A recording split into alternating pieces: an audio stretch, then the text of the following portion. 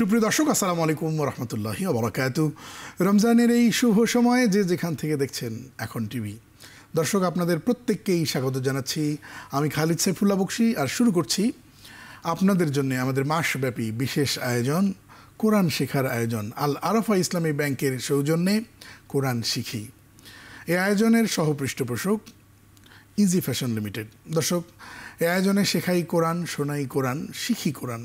আপনারা চাইলে আমাদের সাথে যুক্ত হয়ে সহযোগিতা নিতে পারেন। আমাদের সাথে আছেন আবু হুসাইন। আসসালামু আলাইকুম। ওয়ালাইকুম আসসালাম রহমতুল্লাহ। আসসালামু আলাইকুম। ওয়ালাইকুম আসসালাম রহমতুল্লাহ বারাকাতুহু। আবু হোসেন, আমরা প্রথমে একটু তাউজ তাসমিয়াটা শুনি তোমার কাছে। আউযু বিল্লাহি মিনাশ শাইতানির রাজীম। বিসমিল্লাহির রহমানির রহিম। মাশাআল্লাহ, আমরা তাউজ তাসমিয়া শুনলাম। দর্শক, আজকে যে জিনিসগুলো আমরা শিখতে চাই, দীর্ঘস্বর বা লম্বা টান কেন হয়, কখন হয়, কিভাবে হয়, এগুলো নিয়ে আমরা আরও আলোচনা করব। আজকের পর্বে যে বিষয়টিকে আমরা বেশি করে ফোকাস করতে চাই সেটি হচ্ছে হরফে মুকাত্তিআত বা বিচ্ছিন্ন হরফ। অর্থাৎ কোরআন পড়তে গিয়ে আমরা কোনো সূরার শুরুতে আমরা দেখি কিছু বিচ্ছিন্ন অক্ষর আছে, সেগুলোর উপরে কিছু লম্বা লম্বা টান আছে, মোটা মোটা টান আছে। এগুলো কেন হয়, কি করে হয়, আর আমাদেরই বা করণীয় কি, এই বিষয়গুলো নিয়ে আমরা শিখতে চাই। তো আজকে আমরা চলে যাচ্ছি শুরুতেই। একটু আপনাদেরকে এখানে দেখাতে চাই যে আপনারা দেখছেন যে লাল জবর জের পেশ, খাড়া জবর খারাজের উল্টা পেশ, দুই জবর দুই জের দুই পেশ, এবং তাসদিদ টানের চিহ্ন এবং জজম, এই চিহ্নগুলোই কিন্তু বিগত পর্বগুলোতে আমরা দেখেছি, শুনেছি বা শিখেছি ইনশাআল্লাহ। এবং এগুলোকে কেন্দ্র করে আপনি দেখবেন টেনে যে পড়া হয়, এই টেনে পড়াকে বলা হয় মাদ। এই মাদ মোট 10 প্রকার আছে দর্শক। এই 10 প্রকার মাদের বেশ কিছু আমরা আলোচনা করেছি, আরও কিছু আলোচনা বাকি পর্বগুলোতে আমরা ধীরে ধীরে করব। আজকে যেই জায়গাটায় আমি ফোকাস করতে চাই, আপনারা একটু দেখেন এই যে চিহ্নটা দেখছেন, যা কোরআনে কারিমের মধ্যে মোট 2000 বার ব্যবহৃত হয়েছে। এই মোটা চিহ্ন, এইরকম চিহ্ন আমরা যেখানে দেখব সেখানে 4 আলিফ টেনে পড়ব ইনশাআল্লাহ। আর এই যে এরকম চিকন চিহ্ন যেটা দেখব, এইরকম চিহ্ন, এই চিহ্ন কোরআনে কারিমে অন্তত 3000 বার ব্যবহৃত হয়েছে। আলহামদুলিল্লাহ, এই 3000 বার যে ব্যবহৃত হলো, এটাকেও আমরা কি করব ইনশাআল্লাহ, আমরা 3 আলিফ টেনে পড়ব। কেমন? আমরা 3000 বার টেনে পড়ব। তাহলে 3 আর 2 যদি আমরা দেখি, তাহলে মোট 5000 বার কোরআনের মধ্যে এইগুলো আছে। আমরা যদি একটু ইতে আসি, আপনার ডান দিকে আপনারা দেখছেন উলাইকা, উলা 4 আলিফ টানতে হবে, এখানে মোটা চিহ্ন আছে, তাই আমরা এখানে কি করব, 4 আলিফ টেনে পড়ব ইনশাআল্লাহ। আমরা দেখতে পাচ্ছি যে উলা, এখানে 4 আলিফ টেনে পড়তে হবে। আপনারা মার্ক করুন 4 আলিফ কেন টানতে হবে। ওখানে আপনি দেখতে পাচ্ছেন যে ওখানে একটি মোটা চিহ্ন আছে।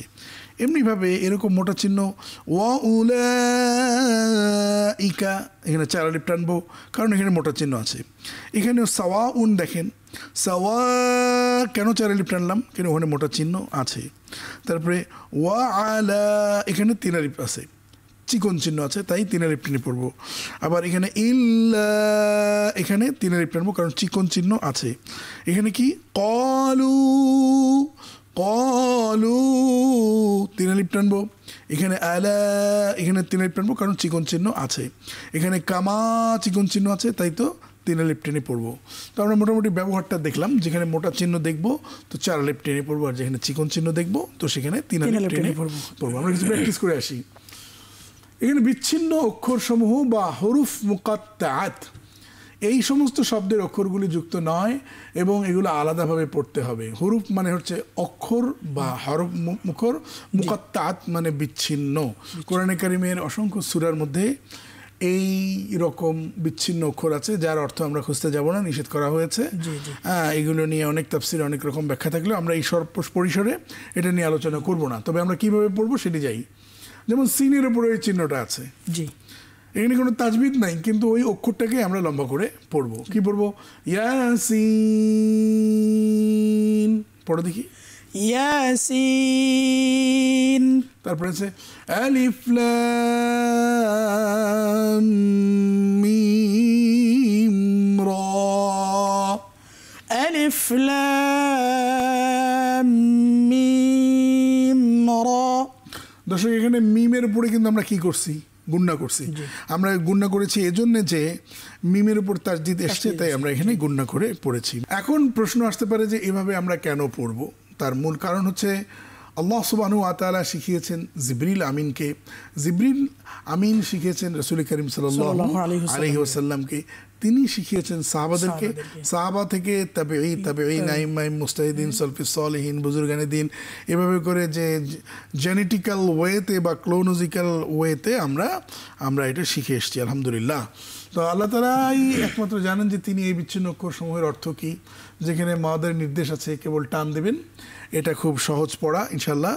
এবং মজার খবর হচ্ছে কোরআনের মধ্যে 29 বার আমরা পেয়েছি এবং আরবি ভাষায় অক্ষরের সংখ্যাও কিন্তু 29টি। তাহলে আরবি হরফ 29টি, হরফে মুকত্তিয়া তো আছে 29টি, মনে থাকবে আমাদের ইনশাল্লাহ। আল ফাতাহ নামে একটি সূরা আছে, যেই সূরার 29 নম্বর আয়াতে 29টা অক্ষরেই পাওয়া যাবে। কি মুজিজা! সূরার নামও 29, ওই সূরার মধ্যে 29 নম্বর আয়াতে আবার 29টি অক্ষর আছে। তাহলে আমরা আবার একটু দেখি যে বিচ্ছিন্ন অক্ষরের ব্যবহার। এখানে আমরা পেয়েছি কি আলিফ লাম মিম। আমরা যেখানে লাল দেখছি এখানে একটু পড়ে ফেলি। আলিফ লাম মিম পড়ো দেখি তুমি। আলিফ লাম মিম। বেশ, মাশাআল্লাহ। তো এখন আমরা এখানে দেখব মাদ মানে টেনে পড়া, মধ্যে ফারঈ বা মাধ্যমিক মদ, যেটি আসলে মধ্যম প্রকৃতির মদ। এই মদগুলো মোট 3 ভাগে বিভক্ত হয়। একটি হচ্ছে লাজিম, অবশ্যই যেটা করতে হবে, আর হচ্ছে মুনফাসিল যেটা বিযুক্ত, আর মুত্তাসিল হচ্ছে সংযুক্ত। তো আর এই সবগুলো মদগুলোই আসে হচ্ছে ফারঈ থেকে। আর মধ্যে তবাই বা যেটা আসল মদ সেটা হচ্ছে জবরের বাম পাশে খালি আলিফ, পেশের জেরের বাম পাশে জজমালা ইয়া, পেশের বাম পাশে জজমালা ওয়াও।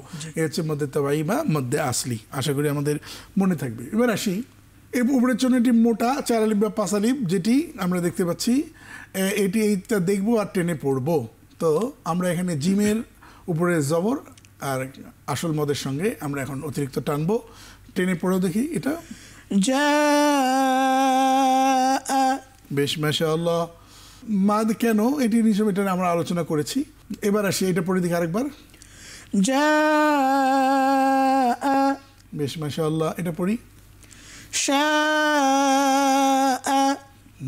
এটা পড়ি। ইন। এবার এটা পড়ি। সুউন। বেশ, মাশাআল্লাহ। এটা পড়ি। হাউলাই। বেশ, মাশাআল্লাহ। এটা পড়ি। উলাইকা।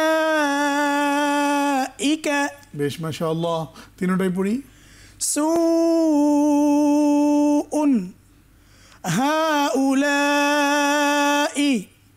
উলাইকা। এটা পড়ি। আলাই। বেশ, পড়ি। ইয়াশাউ। বেশ, মাশাআল্লাহ। পড়ি এটা। আলাই। পরেরটা। ইবতিগাউ। পরেরটা। ইয়াশাউ। বেশ, মাশাআল্লাহ। এটা পড়ি। আসসামাই। মাত যেখানে লাল সেখানে আমরা টেনেছি, তাই না? এটা পড়ি। উলিয়া। আউলিয়া। আউলিয়া। আউলিয়া আমরা 4 আলিফ টেনেছি, কেমন? তারপরে পড়ি। সাওয়াউন। এবার এইটা একটু আমরা পড়বো, আমরা লাজিম মত পড়বো। হ্যাঁ, লাজিম মানে জরুরি, কেমন? জবরের বাম পাশে জজমালা আলিফ খালি আলিফ, জেরের বাম পাশে জজমালা ইয়া, পেশের বাম পাশে জজমালা। এটা মূল মদ। মূল মদ থেকে যখন আমরা এই যে ইয়াতে যাই, নুনে যাই, তখন কি হয়? টান দিয়ে গিয়ে ধরতে হবে। পড়ে দেখি এটা সবাই। জান। আবার নুনের উপর তাসদিদ হওয়ার কারণে এখানে গুন্না হয়েছে। কেমন? ওকে, ফাইন। আমরা আরও শিখবো, একটা ব্রেক নিয়ে আসি। হ্যাঁ দর্শক, চমৎকার এই আয়োজনে আশা করি আপনারা লাভবান হচ্ছেন। সাথেই থাকুন, ছোট্ট একটা বিরতির পর আবার আসছি ইনশাল্লাহ।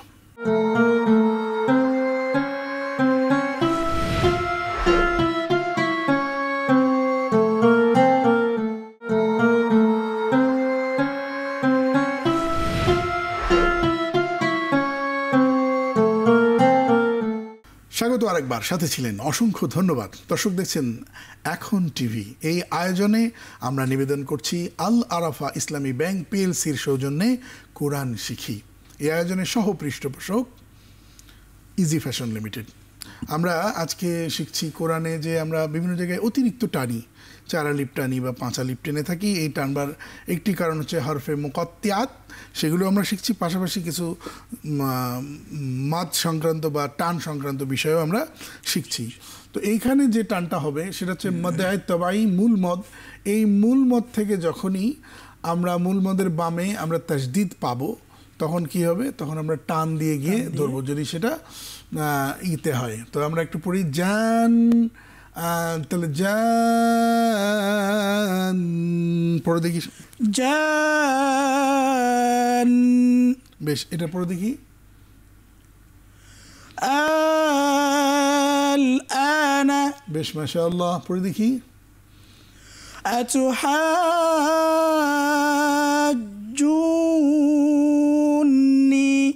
বেশ, মাশাআল্লাহ। তিনটাই পড়ি, জান, আল আনা আতুহাজ্জুনি। এটা পড়ি, ওয়ালাদ-দাল্লিন। বেশ, মাশাআল্লাহ। এটা পড়ি, আস-সাখা। পরেরটা পড়ি, আল-হাক্কা। বেশ। এখন এটা পড়ি, মা উনজিলা পড়ি এটা, ফিহা আবাদা। বেশ, মাশাআল্লাহ। এটা পড়ি, বিমা উনজিলা। বেশ, মাশাআল্লাহ। এটা পড়ি, ইয়া আইয়ুহান নাস। বেশ, মাশাআল্লাহ। এবার আমরা এটা পড়ি, ইন্না আ'তাইনাকা। বেশ, মাশাআল্লাহ। এটা পড়ি, ক্বালু আমান্না। বেশ, মাশাআল্লাহ। এটা পড়ি, লা ইলাহা ইল্লা হুয়া। হুয়া যদি থামি কি হবে? ইল্লাহু। কয় আলিফ টান হবে? 1 আলিফ। আচ্ছা, কোনো টানের চিহ্ন আছে এখানে? হুয়া তো লেখা আছে, তাহলে টানবো কেন? টানবো কি টানবো না? জি, টানতে হবে। কেন টানবো? আপনার ওয়াওর উপরে একটি সাকিন পড়ে যাবে। সাকিন পড়ে, তার মানে আমরা শিখেছি দর্শক, মনে আছে তো? আমরা বলেছিলাম যে 5টি চিহ্নে থামলে সাকিন করতে হবে। সাকিন বা ওটাকে কি বলবো, যে জজম লাগিয়ে পড়তে হবে। 1 জবর 1 জের 1 পেশ, 2 জের 2 পেশ, এটাই তো শিখেছি, তাই না?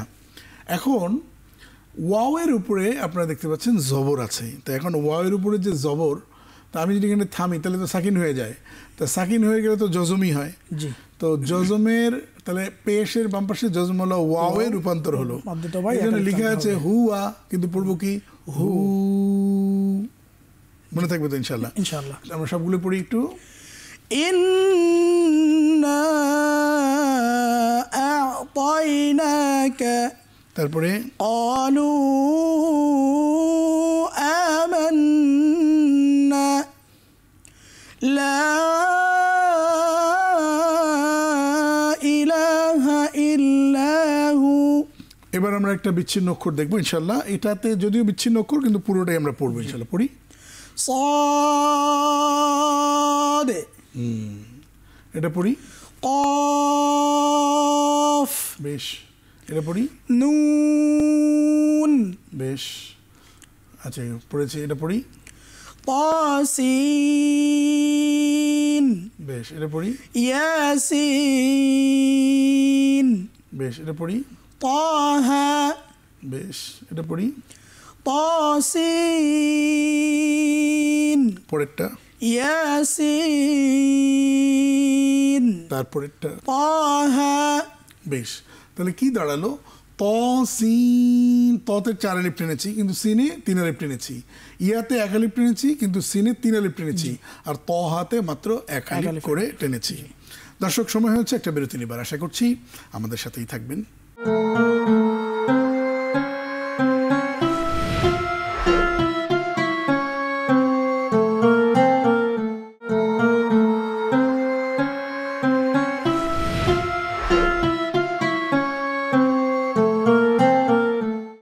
স্বাগত আরেকবার, সাথে ছিলেন অসংখ্য ধন্যবাদ। দর্শক, দেখছেন আল আরাফা ইসলামী ব্যাংক পিএলসি নিবেদিত কোরআন শিখি এই আয়োজনের সহ পৃষ্ঠপোষক ইজি ফ্যাশন লিমিটেড। আমরা শিখছি পবিত্র কোরআন কারিমের তিলাওয়াত, আমরা তাজবিদ সহ ইনশাল্লাহ শিখবো। তো মোটামুটি এগুলি আমাদের বোঝা হয়ে গেল, তাহলে আমরা একটা সূরা শিখে আসি ইনশাল্লাহ। দর্শক, চাইলে আপনারা আমাদের সাথে মাস্ক করতে পারেন বা প্র্যাকটিস করতে পারেন। আউযুবিল্লাহি বিসমিল্লাহ শুনি। أعوذ بالله من الشيطان الرجيم. بسم الله الرحمن الرحيم. পড়ি।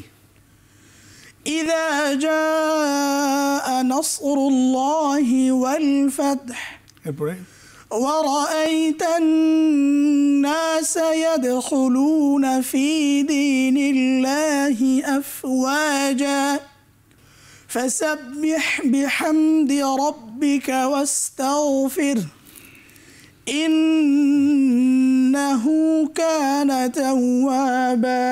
বেশ, এই হলো সহজ সরল তিলাওয়াত শুনলাম। দর্শক, এখানে অনেকগুলো তাজবিদ আছে, চলুন আমরা তাজবিদগুলো মূল্যায়ন করব, তারপর আমরা ইনশাল্লাহ এর মধ্যে আল্লাহ তাআলা আমাদের জন্য কি মেসেজ রেখেছেন সেটি আমরা শিখবো ইনশাল্লাহ। প্রথমে আসি, ইদা, এখানে 1 আলিফ টেনে পড়তে হবে, কারণ মদ্দে তবাই জবরের বাম পাশে খালি আলিফ হলে 1 আলিফ টেনে পড়তে হয়। যা মদের হরফ, এটা মূল মদ, কিন্তু আমরা দেখতে পাচ্ছি মদের হরফের বাম পাশে হামজা এসছে, তাই এটা 1 আলিফ 4 আলিফে রূপান্তর হবে। তবে আপনাদের জন্য সহজ কথা হচ্ছে, ওই যে মোটা চিহ্ন দেখলে 4 আলিফ টেনে পড়তে হয়। তাহলে যা, ইদা যা আনাস, নাস মোটা করে পড়তে হবে। রুল্লাহ, রুল্লাহ, এই আল্লাহ শব্দ মোটা হবে না পাতলা হবে? মোটা হবে। কেন হবে? আল্লাহ শব্দের ডান দিকে পেশ আসছে, আর আল্লাহ শব্দের ডান দিকে জবর আসলেও কিন্তু মোটা। তাহলে যদি আমি কি ভুল করলাম তুমি একটু আমাকে বলবা। ইদা জাআ নাসরুল্লাহি, জি, আল্লাহ শব্দটা মোটা হয় না, পাতলা হয়েছে। দর্শক, শোনা গেল কিন্তু ভালো। নাসরুল্লাহি শুনতে তো বেশ মধুর শোনা গেল, কিন্তু মোটা হলো না, তাহলে কিন্তু হবে না। তারপরে ওয়াল ফাতহ, পড়ো দেখি। ওয়াল ফাতহ, শেষে হা, এখানে সাকিন হয়েছে, হাতে বাতাসটা জারি থাকবে, কেমন? জি। এরপরে সে ওয়ারাইতা, এটা পড়ো। ورأيت الناس يدخلون في دين الله أفواجا, এখানে ওয়ারাইতা তাড়াতাড়ি পড়বো, তেন গুন্না হবে। এটা কি গুন্না? ওয়াজিব গুন্না। ওয়াজিব গুন্না। তান্নাসা, ইয়াদ, ইয়াদ এখানে কি করে পড়তে হবে? এখানে কলকলা করতে হবে, কলকলা করে পড়তে হবে। ওখানে তাকাই। খুলু না, খুলু কয় আলিফ? যে খুলু 1 আলিফ। খুলু 1 আলিফ না। ফি কয় আলিফ? ফি 1 আলিফ। ফিতে 1 আলিফ। তারপরে দি কয় আলিফ? দি 1 আলিফ। বেশ। নিল্লাহি আফওয়াজা, যাতে কিন্তু 1 আলিফ টানতে হবে, 2 জবরে থামলে 1 জবর বাদ দিয়ে 1 আলিফ টেনে পড়তে হয়, কেমন? পরেরটা আসি। ফাসাব্বিহ, চাপ দিয়ে পড়বো। বিহামদি, হাম। আচ্ছা, আমি একটু পড়ি দর্শক, আপনারা দেখবেন যে আমি কি ভুল করলাম। ফাসাব্বিহ বিহামদিক, কি ভুল করলাম? মিমে গুণনা করছি। মিমা আমার গুণনা করা যাবে না, কিন্তু আমি করেছি, শুনতে ভালো লাগছে কিন্তু হলো না। কি পড়তে হবে? ফাসাব্বিহ বিহামদি রাব্বিকা ওয়াস্তাগফির, পড়ো দেখি। ফাসাব্বিহ বিহামদি রাব্বিকা ওয়াস্তাগফির। পরেরটা পড়ো। ইন্নাহু কানা তাওয়াবা। ফাসাব্বিহ, এখানে চাপ দিয়ে পড়বো, বিহান গুন্না করবো না। তারপরে রব্বিকা, র মোটা করবো। ওয়াস্তাগফির, ওয়াস্তাগো, এরকম গাইন যেন কলকলার হরফ হয়ে লাফিয়ে না ওঠে, এটা কিন্তু খেয়াল রাখতে হবে। এরপরে আছে কি ইন্নাহু, ওয়াজিব গুন্না, কানা তাওয়াবা, কা একালিপ টান, তাওয়া একালিপ টান, বাতেও একালিপ টান। বাতে কেন একালিপ টান? জি, বাতে আপনার শেষে দুই জবর আছে, দুই জবরে থামলে এক জবর বাদ দিয়ে এক টেনে পড়তে হবে। দর্শক, এই আয়োজন শেষ করব। যাবার আগে যে লেসনগুলো আমরা সবসময় দিতে চাচ্ছি, রমজান আমরা পেয়েছি, রমজান আস্তে আস্তে আমাদের মাঝ থেকে চলে যাচ্ছে। আমরা যদি রমজানকে পেয়ে আমাদের পেছনের সমস্ত গুনাহগুলোকে আল্লাহ সুবহানাহু ওয়া তাআলার কাছে ক্ষমা করিয়ে নিতে না পারি, তাহলে রমজান আসে, রমজান যায়, আমার জীবন যদি না বদলায়, তাহলে রমজান এলো আর রমজানও গেল, আমার জীবনের কি হলো? এই প্রশ্নটা বুঝি আমরা নিজেরা নিজেদেরকে করতেই পারি। এগুলো এক। আর একটা দিক হলো যে রমজানকে নিয়ে আপনি দেখবেন বিরাট এক বৈপ্লবিক পরিবর্তন সাধিত হয় গোটা পৃথিবীতে। বাংলাদেশের কথাই যদি ধরি, আমরা বাংলাদেশ ব্যাংকের গভর্নরের কাছেও বলতে শুনেছি এমন, যে রমজান মাস এমন একটা মাস, এই মাসে বাংলাদেশ ব্যাংকের বিপুল পরিমাণ টাকা, গচ্ছিত টাকা বা রক্ষিত টাকা অথবা বন্দি থাকা টাকা, সেগুলো কিন্তু নিচে নেমে যায় লোনের মাধ্যমে অথবা বিভিন্ন ট্রানজ্যাকশনের মাধ্যমে, সেগুলো নিচে নেমে যায়। আবার যখন রমজান শেষ হয়ে যায়, আবার সেই টাকা কিন্তু বন্দি থাকা ভালো না, গচ্ছিত থাকা ভালো না, টাকা মাঠে যাওয়াটাই ভালো। এটার মাধ্যমে কি হয়, সবার ব্যবসা বাণিজ্য হয়। যিনি নাকি হিন্দু, তিনি সিঁদুরের ব্যবসা করেন, তারও ব্যবসা ভালো হয়। কেন? ঈদের পরেই তো অনেক বিয়ে শাদী হয়, আর সে বিয়ে শাদীতে তো মুসলমানদের অনুষ্ঠানে হিন্দুরাও যায়। তো মুসলমানদের হিন্দু সেজে গুজে যখন যায়, তখন তো একটু সিঁদুর লাগে, কেনাকাটা করতে হয়, কাপড় চোপড় কিনতে হয়। তো রমজান মাসে যারা সিঁদুরের ব্যবসা করেন, তাদেরও ব্যবসা আল্লাহ তাআলা ভালো করে দেন। সেজন্য বুঝতে হবে যে এটি বরকতের মাস। কেন এটি এত উঁচু মানের মাস? তার কারণ এই মাসে নাজিল হয়েছে কোরআন। আর সেই কোরআনের প্রতি আমাদের আচরণ কি হবে? 4টা আচরণ আমাদের থাকতে হবে, একটিও বাদ দেওয়া যাবে না। এই যে একটা টেবিল, যদি আমরা টেবিলে 4টা পা না থাকে, তাহলে কিন্তু টেবিল পড়ে যায়। ঠিক তেমনি চেয়ারের 4টা পা থাকে, একটা না থাকলে চেয়ার পড়ে যায়। কোরআনেরও কিন্তু 4টা বিধান আছে। 1, কোরআন শুদ্ধ করে পড়া জানতে হবে, পড়তে হবে। 2, অর্থ বুঝে পড়তে হবে। 3, এটাকে আমল করতে হবে। 4, এটির প্রচার প্রসার এবং সামাজিক এবং রাষ্ট্রীয়ভাবে বাস্তবায়ন করার জন্য প্রাণান্তকর প্রচেষ্টা করতে হবে। তবেই আল্লাহ তাআলা এর মধ্যে বরকত দেবেন। আল্লাহ তাআলা বোঝার তৌফিক দান করুন, আমিন। দর্শক, দেখছিলেন আল আরাফা ইসলামী ব্যাংক পিএলসি নিবেদিত কোরআন শিখি। এই আয়োজনের সহ পৃষ্ঠপোষক ইজি ফ্যাশন লিমিটেড। আজ পর্যন্তই। আসসালামু আলাইকুম রহমতুল্লাহি ওয়া বারাকাতুহু।